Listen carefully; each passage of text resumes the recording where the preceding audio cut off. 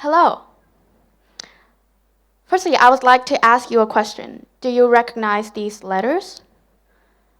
Well, to those of you who are artists, designers, or editors, these colors, or these letters, may seem very familiar to you, as they are the color codes of the two colors, black and white.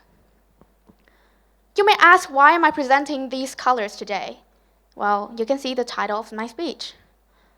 No, I'm not here to just talking about the black and the white.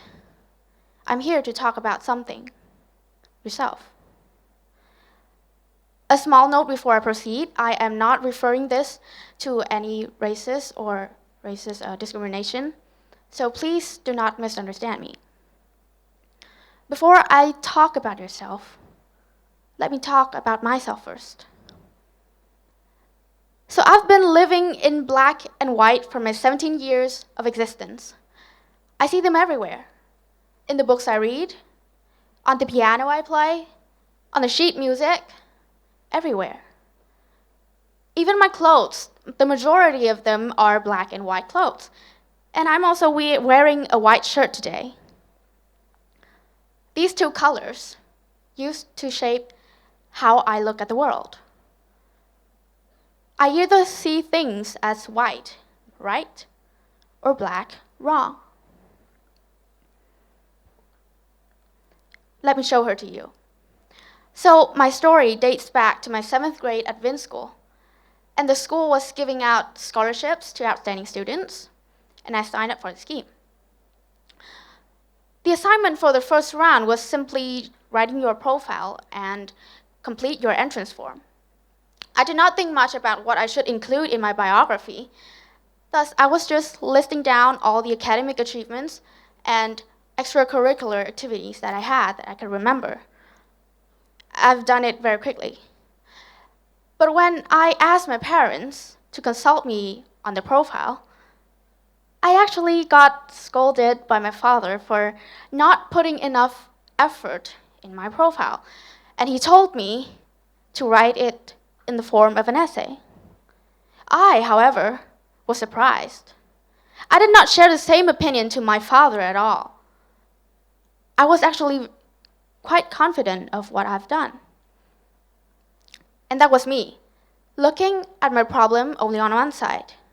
I was right. I was the white. And I was so sure about the fact that every other contestant would do the same thing that I did.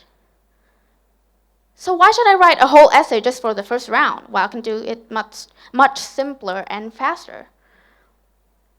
My dad, he was being unnecessarily strict on me. And what I thought of him was, he was wrong. He was a black. And therefore, I should not listen to him. Well, yet arguing with him only made the situation worse. I ended up writing my profile in tears and disobedience. Fortunately, I got accepted to the second round. And eventually, I felt grateful that I had written an essay, because maybe it was the essay that earned my ticket to the second round. And then at that moment, I realized I had only been thinking about what I want to do, not what others were expecting of me. I knew it's time to break out from my own cocoon. In my story, I was right to think that there'll be nobody who will do such thing like writing an essay just for the first round. But I was wrong to think that listing things down would be enough, because I'll be judged based on my performance for 3 rounds. And what would be the point for the judges to accept someone like me, who does not dare to stand out, let alone the crowd, but even from her own self? The world cannot be only black or only white. Look at this yin and yang symbol. What do we see? We see a combination of black and white. We see a combination of 2 separate yet attached colors, because we must have both the yin and the yang elements in our body to balance. And so I thought, What if I can mix the black and the white together? What if I can balance them? From the beginning of the speech, I'm sure that there will be someone who will ask me, where is the gray? Now you have it. Because you can actually have black and white mixed together to create the gray. You know, at that moment when Vinschool accepted me to further into the second round, I knew it's time the gray appeared. The very first idea of the gray, the different me who thinks two sides of the problem, started to come to my mind. And I knew it's time for me to stand out for myself. It's time for me to think not out of the box, but out of my box first.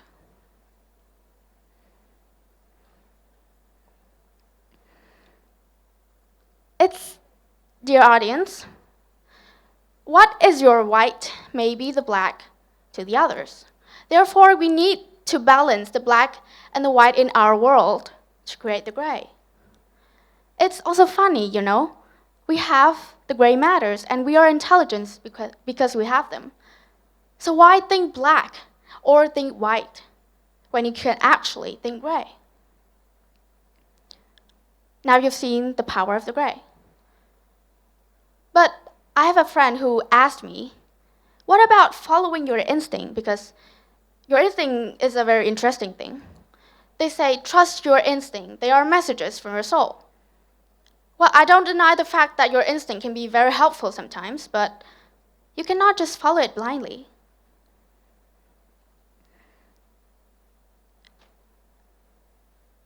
Now I'd like to tell you a story about how your instinct can hurt others. So I have one thing that I've always felt regret for, and until now, I still wish, maybe, just maybe, if I had stopped to think differently from what I normally think, the result would have been positive. Please raise your hands if you have once in your lives fought with your parents.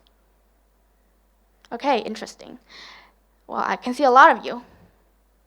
So, back to my story. It was a very tiring afternoon. I came home, and I felt exhausted. All I wanted to do was to lay down and have some sleep.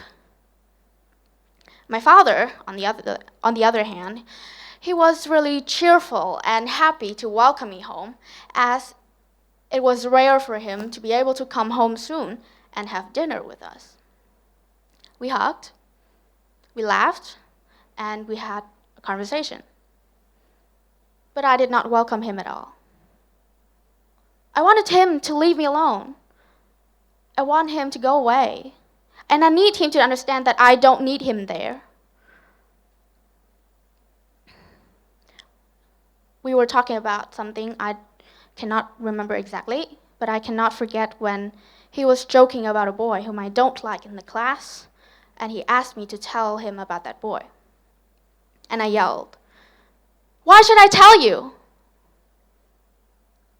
After I flushed those words out, I was dumbfounded. I found myself yelling at my dad for the first time in my life.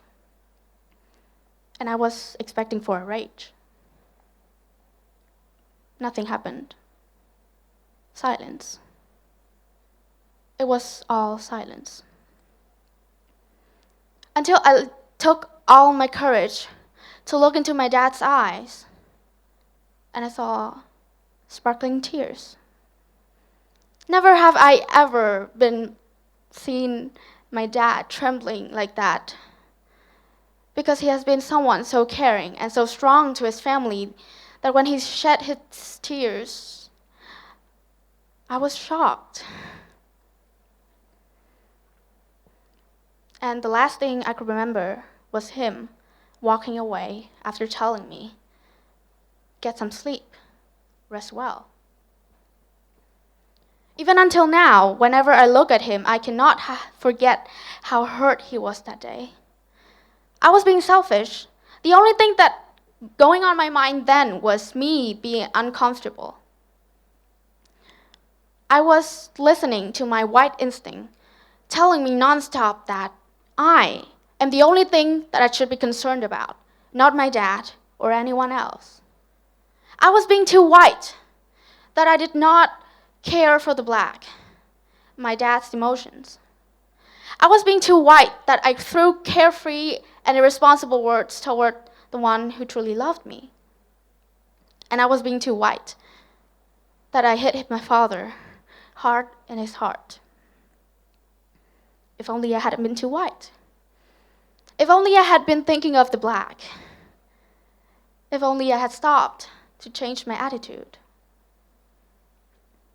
My father, the greatest teacher of my life, I must say, once told me that you are a person who has a very strong personality. You are very strong on your own, but you are also very weak. Back at the time when he said that to me, I did not understand his words at all. They seem so conflicting and confusing, right? But now I do. I am strong because I can stand unchanged. I'm weak because I only stand unchanged. Thank you.